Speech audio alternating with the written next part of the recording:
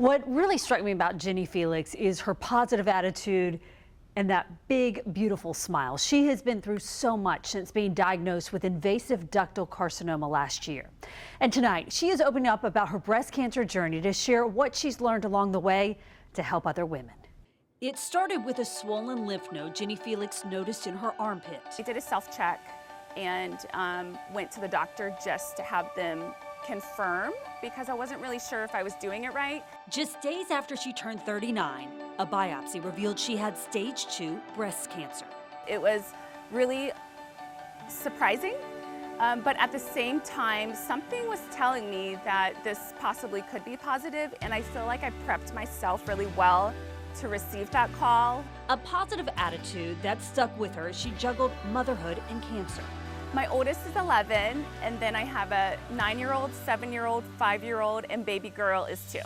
That was the difficult part, was just having so many children. My 4 boys were all into sports, all 4 of them, so adding breast cancer treatments onto just their sports schedule was really tough. She documented her journey on Facebook. Following 5 months of chemo at Mayo Clinic, Jenny had both breasts removed. I got an aesthetic flat closure, so I chose not to have reconstruction done. And then I also had my ovaries and tubes removed, which was recommended by my doctors. Then it was on to 25 rounds of radiation. And because Jenny's cancer was on the left side, it's in close proximity to the underlying heart.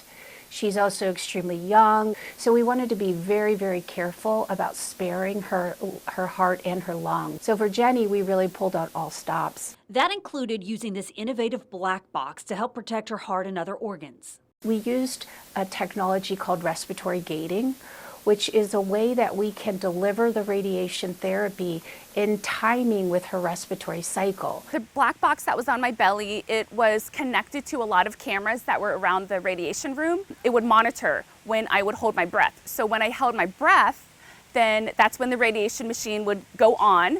And then when I breathed out, when I exhaled, the radiation machine would automatically stop.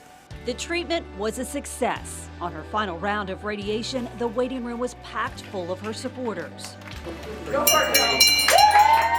Jennifer Hill, who was part of her surgery team at Mayo and is also a breast cancer survivor, was there to cheer on Jenny. She literally is somebody that just is an empowerment and embodies the spirit of a fighter. And I look forward to seeing her grow and flourish and be healthy and spread the word that, you know what, cancer didn't take her down. This is a disease that you can win and you can fight. It's a battle Jenny has courageously fought. I would consider her cancer-free. Just lots of future evaluations and managements and prayers just to keep following her in the future, and hopefully she won't have a recurrence. Her prognosis is good and we're very hopeful for her. Jenny credits exercise with helping her get through the treatments, along with a strong support network and the power of prayer. I feel like God handed me this for a reason. I think that God knows that I'm an oversharer and that I would overshare on Facebook about my journey, which I did. And since then, I've had almost 10 friends who have been diagnosed with breast cancer or other cancers after me this past year. Her message for women? Get mammograms. Don't be scared of getting it done. Don't be scared of the results that could possibly come from it, because early detection is key.